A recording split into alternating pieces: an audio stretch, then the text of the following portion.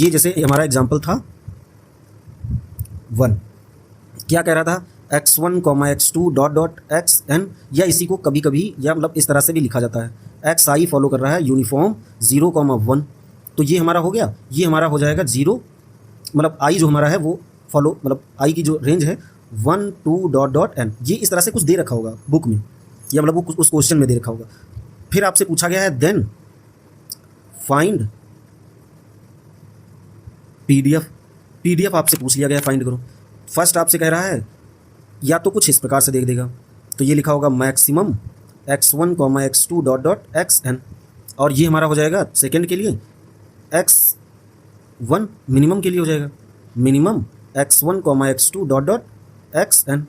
तो अब ये किसको फॉलो करेंगे, ये अब डायरेक्ट आपको ये याद ही कर लेना है, क्योंकि मैंने ये आपको दिखा दिया है कि निकलता कहाँ से। देखो, अगर जो आपने ISS या कोई अदर एग्जाम जो स्टैटिस्टिक्स से रिलेटेड है ये अगर सोचा है तो आपको 95% लगभग में चीज़ें याद ही कर लेनी। अब वो कैसे, देखो एक होता है तरीका, बस फार्मूला आपने देखा हो बस याद कर लिया। देखो वो अगर करोगे तो ये तो वही वाली बात होगी कि आपने कोई चीज़ देखी और उसको याद कर लिया कि ए लिखा था, ए हो गया।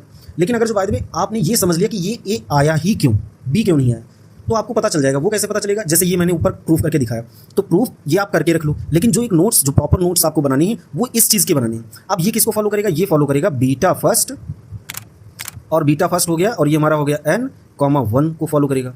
अब ये कहेगा बीटा फर्स्ट 1, n को कहेगा, ये तुम्हारा हो गया। अब ये ऐसे पूछेगा, और ये खूब यूज होता है अगर ये सब चीज़ें, ऑर्डर स्टैटिस्टिक हो गई, डिस्ट्रीब्यूशन हो गया, रैंडम वेरिएबल, मतलब पेपर फर्स्ट जिसको अगर जो बाय द वे ऐसे समझो, मैं एक नंबर भी लिख देता हूँ, समझ में आ जाएगा आपके कि ये क्यों मैं बोल रहा हूँ। अगर जो पेपर फर्स्ट किसी का अगर जो बाय द वे 50-50 है परसेंट है, मतलब उसको चीज़ें पता नहीं, या तो फिर उसकी कैपेसिटी इतनी हो कि वो जो भी चीज़ देखी बस याद कर ले, जो कि पॉसिबल नहीं हो पाता है।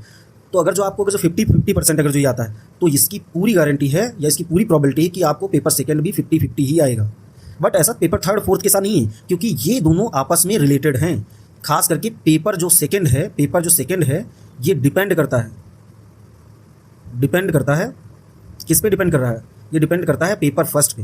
तो पेपर फर्स्ट आपको अच्छा ही करना है, पेपर फर्स्ट अगर आप अच्छा कर लेते हैं तो पेपर सेकंड अपने आप अच्छा हो जाएगा। ये सारी चीज़ें धड़ल्ले से खूब यूज होती हैं पेपर सेकंड में। आपसे इसका पूछ लेगा मूवमेंट बता दो, इसका पूछ लेगा MLE बता दो, इसका पूछ लेगा आपसे कि डिस्ट्रीब्यूशन बता दो, ठीक, डिस्ट्रीब्यूशन भी आएगा।